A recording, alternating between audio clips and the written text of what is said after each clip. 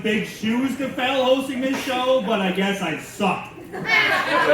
He's never invited back. It made me look bad.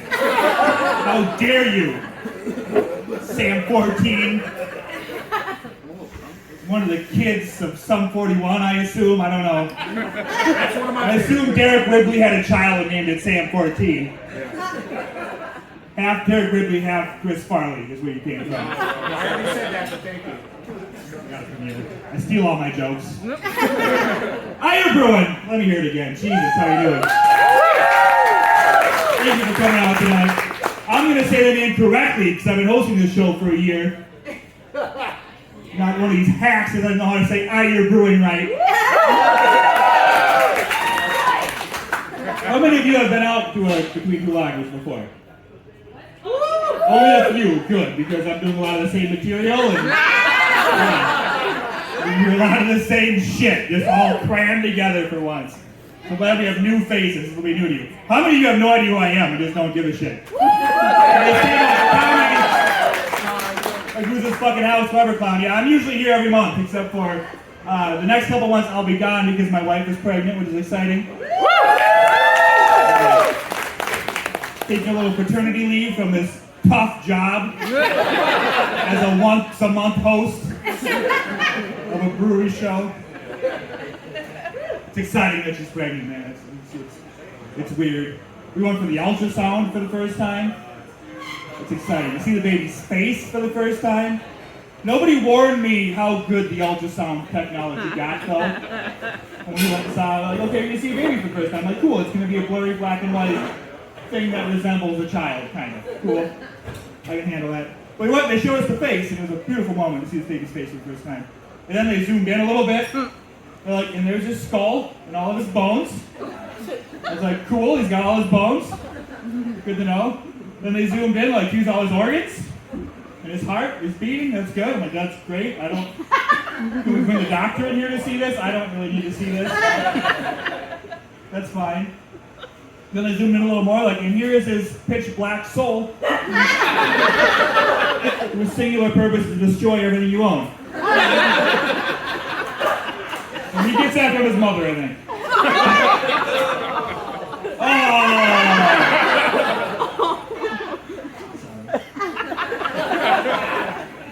We toured the delivery room recently to get kind of the lay of the land of what would happen.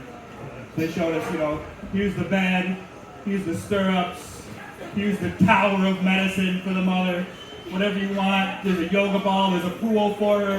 Whatever the mother needs, we'll make it happen. It was very exciting.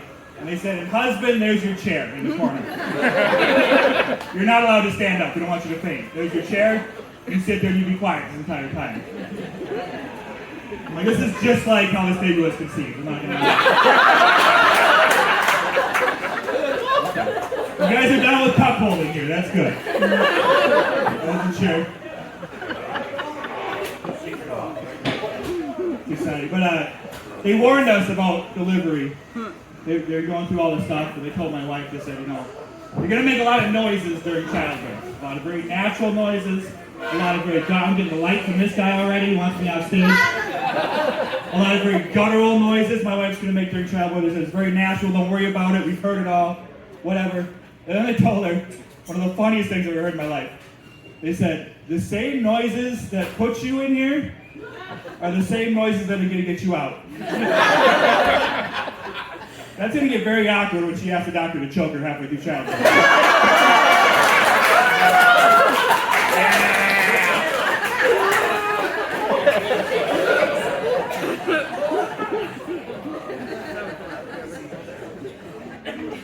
It's weird, man. It's weird telling my friends I'm going to be a dad because we were very anti-child for a very long time.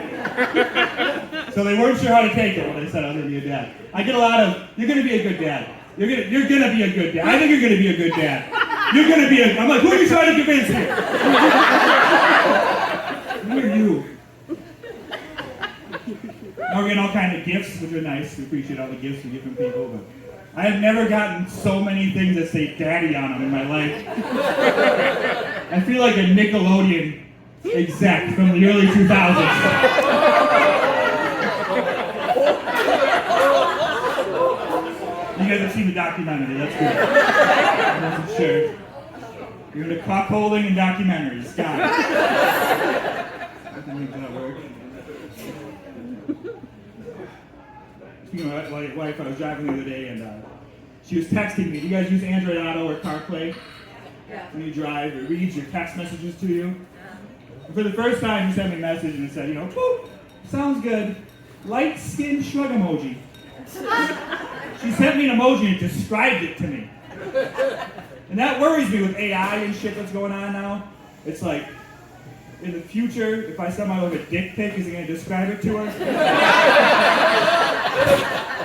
I don't think I like that, You got a message from your husband. Whoop. It's a black and white picture with terrible lighting of a, I assume, flaccid penis. Could be erect, but I'm not too sure. It hangs a little to the left. There's a lot of wrinkles. A troublesome mole should probably get looked at. And it kind of looks like a toad.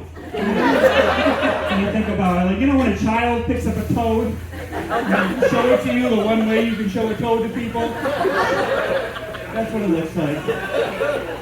Would you like to reply?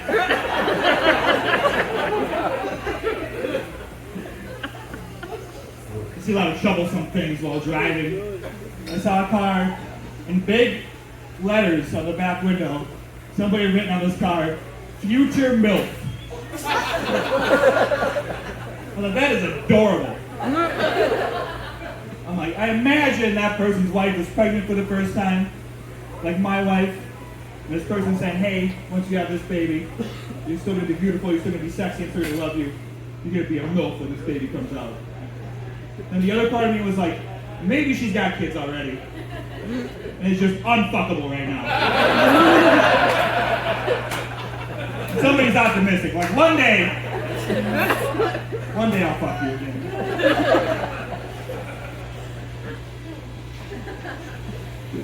We all Minnesotans in the house? Oh yeah. There you are. You were bad shot. Oh yeah. If you don't know, the key to the Minnesota accent is you put just as much drag on that A as you put on your line to catch a walleye. Oh yeah. Oh yeah. You guys get made fun of for your accents a lot when you travel? Oh yeah. My wife's from Florida. I'm from St. Cloud, so we met over a love of meth.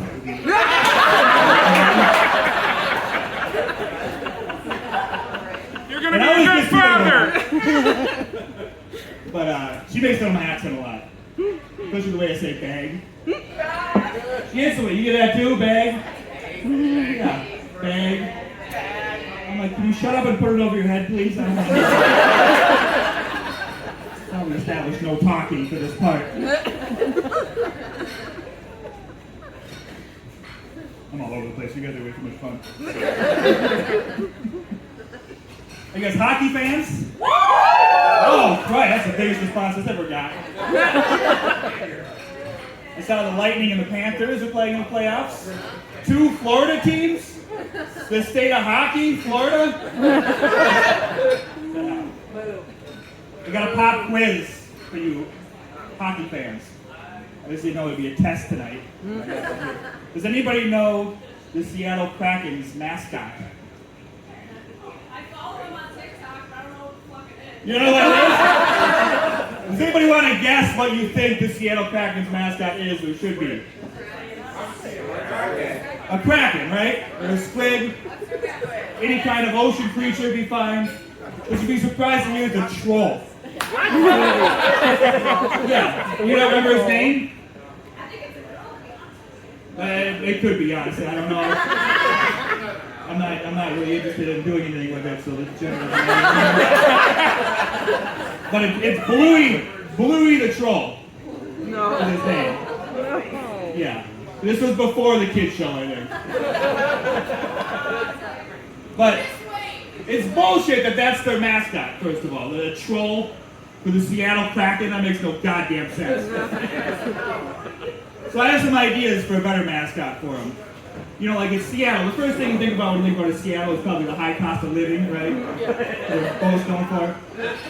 So can they just get like a bunch of homeless people on the ice to do their mascot?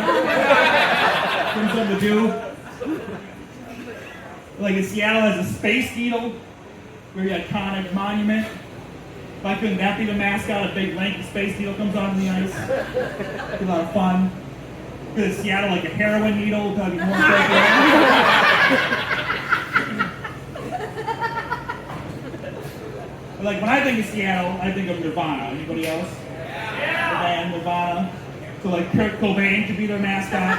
It'd be pretty sweet. It'd be a good tribute to the late great Kurt Cobain.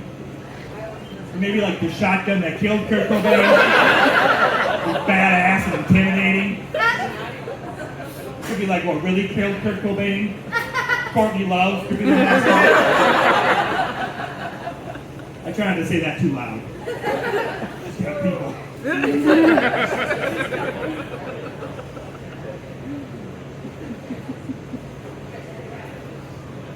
I'm not an athlete. I never played hockey. I'm a fan of hockey. I'm not an athlete at all, if you can't tell. And my physique and my Ninja Turtles shirt.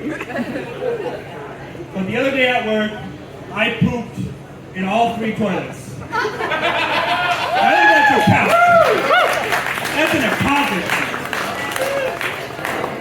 I came out of like a sports center interview. I was like, listen, it takes a lot of hard work and dedication to perform at this kind of level. I put my body through hell day in and day out to be able to do this. Set these kind of records. It was the first ever shack trick in the history of the country. It was exciting. People were throwing their hats over the stall at me. Never been done before. It's going to be the dumbest joke I've ever wrote in my life.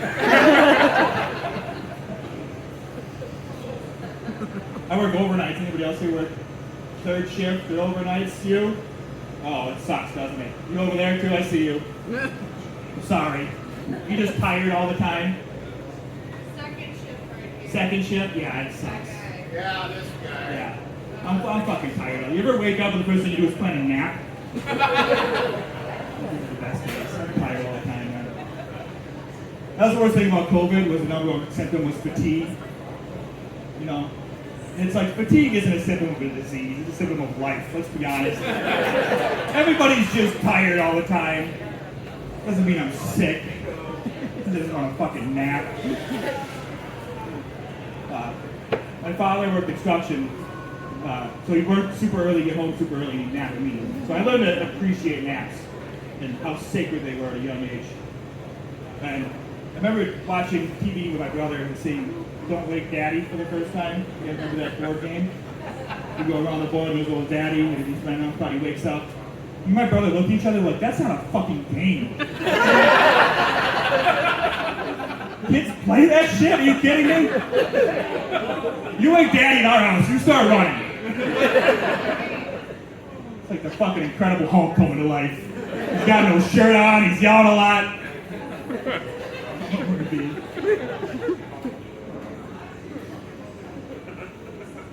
You guys think all these reboots that are happening? They're remaking The Crow.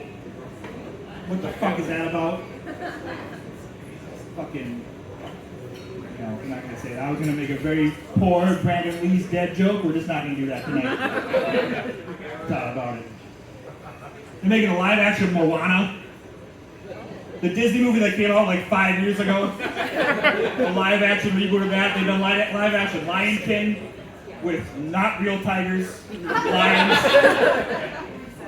Live action Little Mermaid. There's one live action reboot they haven't done yet, which I don't understand. It's ripe for a live action reboot, and that is Celebrity Deathmatch. Just let them go, is what I'm saying. There's a lot of celebrities I want to see in live action Celebrity Deathmatch. Jake Paul's already in a box with Mike Tyson, okay? Yeah. Just take the ref out of the ring and let it go a couple extra rounds. That's all I ask. Let it go. There's a reboot I want to see, and that's Weird Science. You guys like Weird Science? The movie. You don't like that movie? Don't reboot it. You don't want to see a new Weird Science? No. It's 2024. They could kind of modernize it, you know. Like make the two main characters gay, I think. Weird Science, make the two main characters gay. So instead of making a beautiful woman with a computer, they make a beautiful man. Then instead of calling it Weird Science, they can call it Build-A-Bear.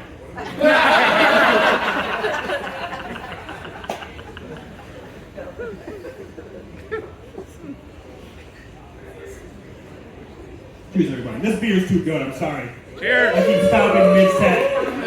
You enjoy it?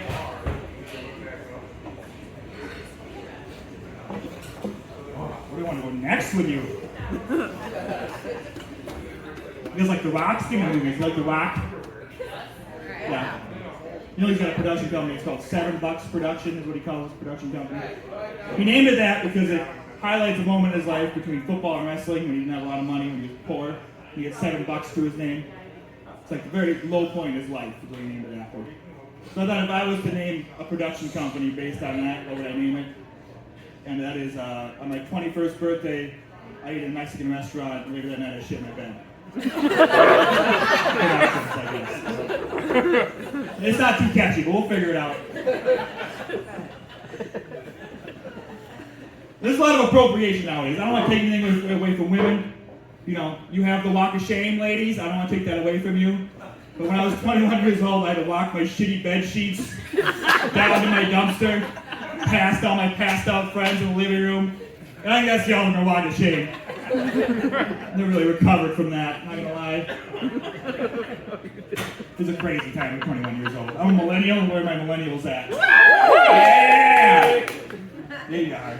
You're loud now, until you're trying to buy a house. But I think millennials are the best generation. Hear me out.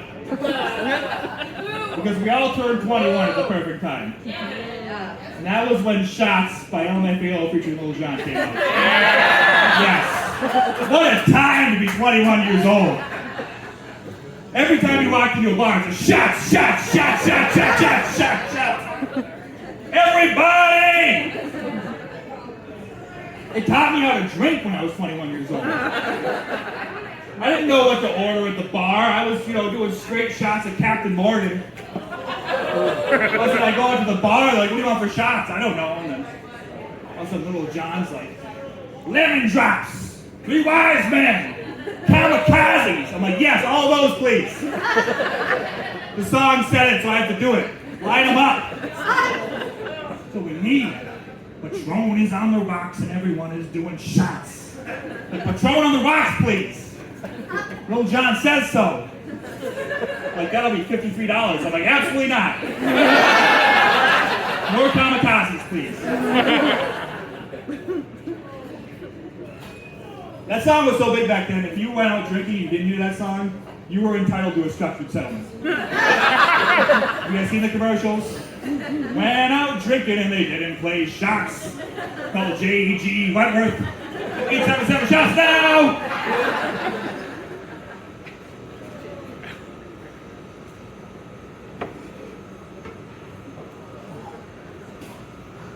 What else? I'm all over the place. I'm not gonna lie. I got a whole thing written out here. Oh, there you go. Yeah. You try to come up here and read my handwriting, okay? Not great. Speaking of music, my favorite thing about COVID that happened was they canceled Dr. Seuss. Remember they canceled Dr. Seuss? Took his books out of the library. And I went to the Facebook comments when this happened. And my favorite, most common comment when this happened was all the people that are saying, how can they cancel Dr. Seuss when WAP is the #1 song in the country? And these people were so proud of themselves about this argument, as if WAP and Dr. Seuss are being taught in kindergarten at the exact same time. And the teacher comes up for story time, and says, all right, children, all right, friends, it's time for story time. Gather around. Are there any teachers in the house today? Anybody? A teacher? I went to school recently. What grade do you teach? Oh, I'm sorry. I was going to ask if you call your... I was going to ask if you call your students friends, but you're a little late for that.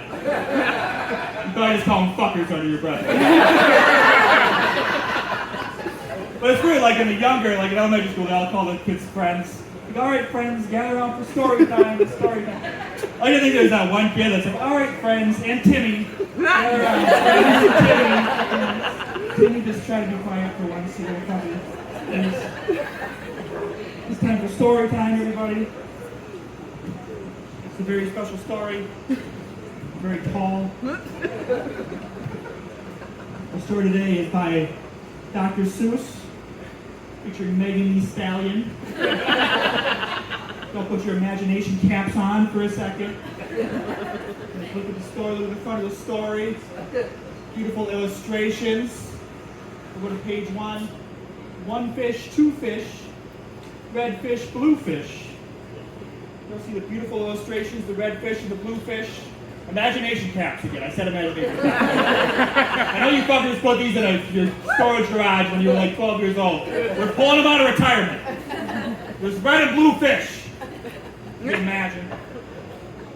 To the next page, everybody. Certified freak. 7 days a week. Wet ass pussy. Think that pull-out game weak. You all see the illustration there? You see the labia minora perspiring? The next page. I know some games we could play, said the cat. I know some good tricks, said the cat in the hat. Y'all see that kinky little cat in the hat? He's got some chains and whips. I don't know what he's going to do. He's going to bring some tricks over, children. Remember what tricks are? Prostitutes, that's right.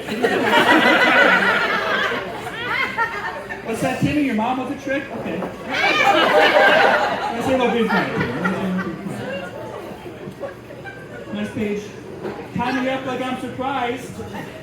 Let's role play. I'll wear a disguise. I want you to park that Big Mac truck right in this little garage. You see that illustration, children? You see that phallic-looking Freightliner in a little garage? What was that, Timmy? Your dad's a truck driver? He's at home a lot? Okay.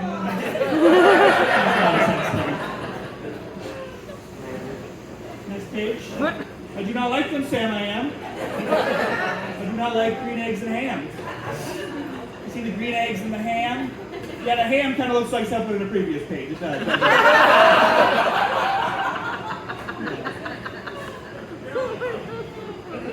One more page, children. Hop on top, I want to ride. Who knows the last part? I do a kegel while it's inside. And who remembers what a kegel is out there? Who knows what a kegel is? Little Timmy, you know? Your mom has a lot of kegels? Timmy, your mom's a slut. She does a lot of kegels.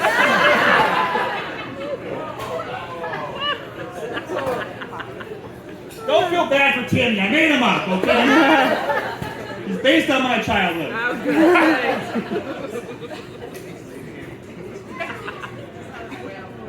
Sorry, Timmy. Can we make Timmy leave? Yeah.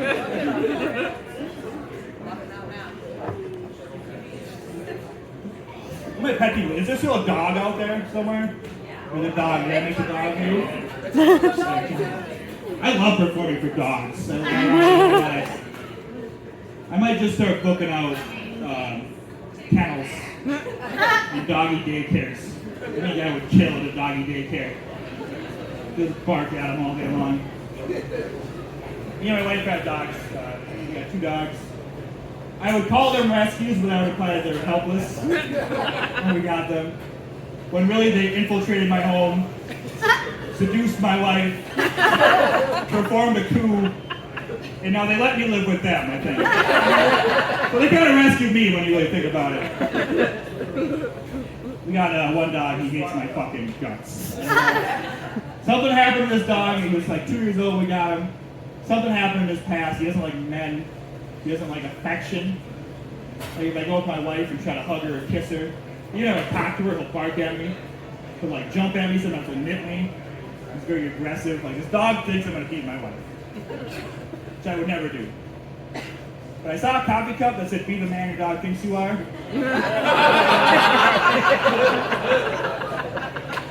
They don't make that for me, I don't think. Nobody buys that coffee cup, please. But it's hard, we're trying to make a baby. Me and my wife. We're trying to do stuff, adult things. I think per some kind of contract, we have to consummate this marriage every couple weeks or months. I'm not really sure how it works. My wife tells me when it has to happen. So it gets tough with this dog because we have to be affectionate. This dog makes it very hard. So we have to find a way to distract this dog when we want to do things. What we found is we take a Kong. You guys with dogs, do you have a Kong for your dog? Yeah. You guys know what a Kong is? If you don't know, it's this big rubber toy. It kind of looks like a butt plug, if I'm being honest. It's a little bit too big, if I'm being honest. And on the other side is a hole that's just a little bit too small for your penis. Don't try it. Don't try that. So we take this Kong and we fill it full of peanut butter for the dog. And it keeps the dog busy. You guys need to know this trick. It helps a lot, trust me. You fill the Kong full of peanut butter, the dog takes a while to get the peanut butter out of it. Okay. Takes them at least 3 minutes. That's usually what I need. Takes them a while. Which is good. But what I found, who here has taken a psychology class in the past? Yeah, okay. So you guys know about conditioning, right? The rest of you that don't know, I'll fill you in. You know what's up here. This guy named Pavlov did a study with dogs, where you give the dog a treat, every time they give the dog a treat, you bring a bell. And the dog would eventually associate the bell with the treat. So when you take away the treat and ring the bell, the dog would salivate. You'd expect a treat every time you hear a bell. So I'm trying to tell you, Aegir Brewing, this is like home to me. I've been doing this show for a year now. I'm very comfortable here. Let's be to admit something to you. I hope you accept me. Every time I want to have sex with my wife, I got to fill a Kong full of peanut butter. I've become a little conditioned at this point, okay?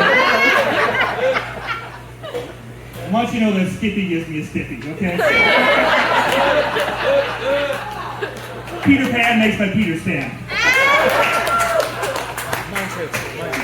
Market Pantry is generic, and I got standards. I got standards, everybody.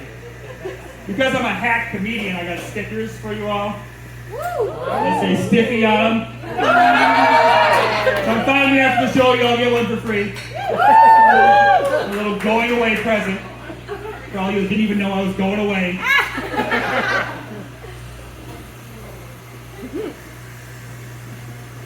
It's hard to be married and keep the flame alive, Where my married people at? You guys know what I mean? Keep the flame alive. Maybe you two, although you don't have any trouble, but the rest of us, you gotta try different things. And it's hard as a man to be sexy, Like women, there's Victoria's Secret. They can go buy whatever they want, put it on, we're fine. And women, that's trying too hard, to be honest. You guys go buy lingerie, just forget it. Just be naked. We're happy with that. Put on your oldest pair of granny panties. We're still gonna fucking love it. It doesn't matter. You try too hard. But there's no Victoria's Secret for men. We have to try different things to be sexy. And I tried recently. Guys, you ever try to be sexy once? It doesn't go well. I only tell this story to embarrass my wife who's sitting right there. Very red face right now. But I tried one time. I was in the shower. And I use a loofah in the shower. Anybody else here use a loofah? And you're man enough to use a loofah in the shower? Yeah, I use a loofah. And it was old and it was like falling apart. You know what a loofah is, like this knot of fabric. And it's like this silky fabric that's all knotted together. It was coming apart, so the knot was coming undone. So what I had was this big hoop of fabric. And I had this idea in the shower. I'm like, I got this fabric here. So I'm going to come out of the shower, I'm going to put it around myself, I'm going to come out of the shower. So I came out of the shower with this loofah. I'm not even sure how I did it. It was wrapped around me. It looked like Borat. From his time in New Orleans. Just this big frilly thing around bits that shouldn't have bits around it. So I come up to my wife, I'm like, hey, what do you think of this? I'm sorry you have to picture this. My and this, I don't think you guys heard this before, but they say that women are afraid that men will murder them. and men are afraid that women will laugh at them. My wife laughed at me. Right in my face. And I could have murdered her. I almost murdered her. She looked at what I had going on with the everything. She looked me in the eye and she looked down there. She goes, looks like you put a toad in a tutu.